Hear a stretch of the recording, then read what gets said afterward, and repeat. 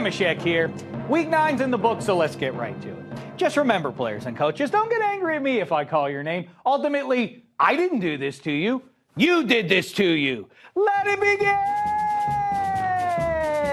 At number 4, Packers wide receiver Ty Montgomery, who's embarrassing all the NFL's actual running backs. Over his last 2 games, Montgomery has 16 carries for 113 yards, 8 more yards than Todd Gurley, in spite of the alleged superstar running back having 11 more carries. Now that we've seen a wide receiver jump in and make it look so easy, I feel like maybe I could play tailback.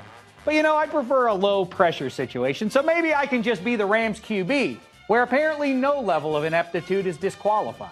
We're going to lick our wounds here, and it's still fresh. I'm going to look at the tape. But, I would submit that, Case wasn't the reason that we lost this game today. We can see the same tape as you, right, Coach? At number 3, it's November, which means it's also Movember. That time of the year when hirsute hipsters and squares alike grow hair on their upper lips. But for some NFL icons, the mustache never goes out of style, like the Vikings logo. Look at that Fu Manchu. And of course, there's the ever-fancy Buccaneer Bruce and his stylishly groomed stash underneath his hat tilted slightly askew. And there's Jeff Fisher and Mike Ditka, but I want to focus on this guy. Here in 2016, the Raiders are kicking butt and taking names. Marquette King and company care not what horse you rode in on, which is the only way the tough guy on their helmet would have it. But I am curious. This guy, he's a Raider, which means he's out pillaging villages, yet he still has time to keep himself clean-shaven? I guess that's nice. But not this month. There we go. But fair's fair. What's the Viking guy look like if we take his stash away? Whoa. Not nearly as intimidating. In fact, as it turns out, he might not be good at all. Now it's time for the Everyman, presented by the Campbell's Chunky Everyman All-Star League. This week, which includes Veterans Day, it goes to someone everyone can admire no matter what your political leanings, Pat Tillman. I bring it up every year around this time, but really, wouldn't it be a nice homage to the American hero if one of the 40s on every NFL field was outlined in Arizona Cardinals red?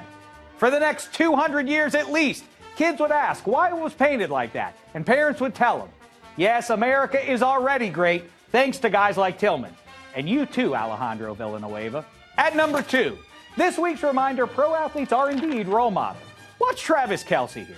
He doesn't like the ref's call, so he throws a towel at him. Now watch the domino effect. The ref throws his hat. Then this ref throws a flag.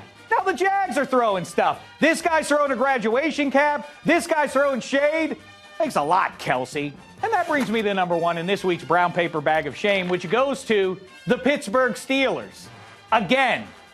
Everyone's talking about Chris Boswell's attempt to do something here. And yes, it was silly, but we already knew 2016 has been a grim one for pro kickers who try kicking the ball.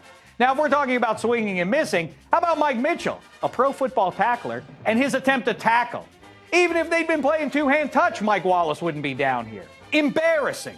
As is the fact the Steelers have now lost 12 of their last 17 games on the road against sub-500 teams. Yeah, pretty disappointing, especially in light of Mike Tomlin's curious optimism. I thought all of us were capable of being solid. I don't even know what that means. Yeah, fine, solid, like the hands of Sammy Coates. Solid as a rock. Here, I got something for you. It's the brown paper bag of shame. Half a season to redeem yourself, Steelers.